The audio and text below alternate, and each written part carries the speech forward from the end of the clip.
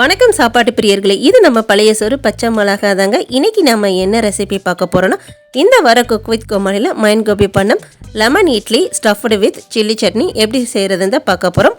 இந்த இட்லி வந்து குழந்தைங்களுக்குலாம் ரொம்பவுமே பிடிக்கும். இது போல் கொஞ்சம் டிஃப்ரெண்ட்டாக செஞ்சு கொடுத்து பாருங்கள், விரும்பி சாப்பிடுவாங்க.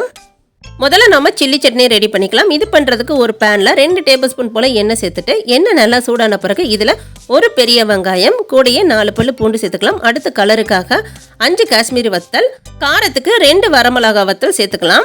குட்டீஸ்க்கு கொடுக்குறதா இருந்தால் இந்த வரமிளகா வத்தல் வந்து நீங்கள் சேர்க்க தேவையில்லை. இப்போ இந்த வெங்காயத்தை நல்லா வதக்கி விட்டுக்கலாம். இப்போ வெங்காயம் நல்லா வதங்கிருச்சு பாருங்கள். இதை நல்லா ஆற வச்சுட்டு ஒரு மிக்ஸி ஜாரில் நான் மாற்றி எடுத்து வச்சுருக்கேன். அடுத்து புளிப்புக்காக 1 டீஸ்பூன் போல் லெமன் ஜூஸ் சேர்த்துட்டு இப்போ இது எல்லாத்தையும் நல்லா அரைச்சி எடுத்துகிட்டு வந்துடலாம். இப்போ நம்மளோட சில்லி சட்னி ரெடி ஆயிடுச்சு. அடுத்ததாக ஒரு பேனில் 2 டேபிள் ஸ்பூன் போல் எண்ணெய் சேர்த்துக்கலாம். எண்ணெய் நல்லா சூடான பிறகு இதில் 1 டீஸ்பூன் போல் கடுகு, 1/2 டீஸ்பூன் உளுத்தம்பருப்பு, 1/2 டீஸ்பூன் கடலைப்பருப்பு, இது கூடயே 1 டேபிள் ஸ்பூன் போல் வேர்க்கடலை சேர்த்துக்கலாம். அடுத்து காரத்துக்கு 2 பச்சை மிளகாவை நீல வாக்கில் கீறி சேர்த்துருக்கேன். இப்போ இது எல்லாத்தையும் வந்து 1 நிமிஷத்துக்கு நல்லா வதக்கி விட்டுக்கலாம்.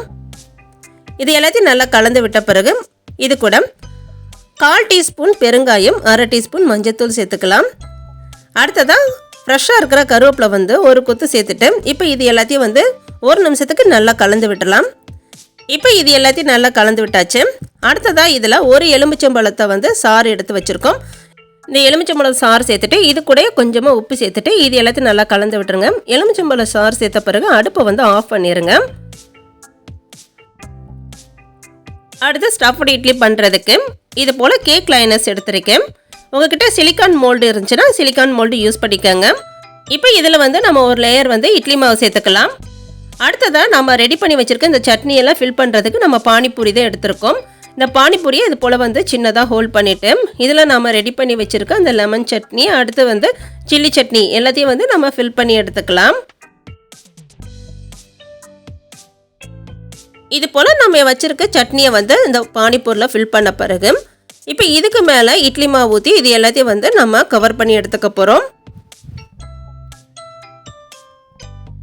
இப்போ நம்ம ரெடி பண்ணி வச்சுருக்க இந்த இட்லியை வந்து ஒரு இட்லி பாத்திரத்தை வச்சு ஒரு 10லேருந்து 15 நிமிஷம் நம்ம வேக வச்சு எடுக்க போகிறோம். நான் எடுத்த மோல்டு கொஞ்சம் பெருசாக இருக்கனால வேகிறதுக்கு 15 நிமிஷம் எடுத்துச்சு. இப்போ நம்மளோட lemon idli stuffed with chilli chutney சூப்பராக ரெடி ஆயிடுச்சு. இப்போ இந்த இட்லியை வந்து நம்ம ரெடி பண்ணி வச்சுருக்க இந்த லெமன் மிக்சரில் இட்லியோட மேல் பாகத்தை மட்டும் இது போல் லைட்டாக வந்து நம்ம அப்ளை பண்ணி எடுத்துக்கலாம். இப்போ நம்ம பிளேட்டிங் பண்ண ஸ்டார்ட் பண்ணிடலாம்.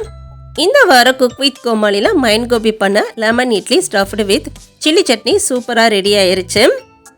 குழந்தைங்களுக்கு எப்பயுமே ஒரே மாதிரி செஞ்சு கொடுக்குறத விட இது மாதிரி கொஞ்சம் டிஃப்ரெண்ட்டாக நீங்களும் செஞ்சு கொடுத்து பாருங்கள். கண்டிப்பாக குழந்தைங்க வந்து விரும்பி சாப்பிடுவாங்க.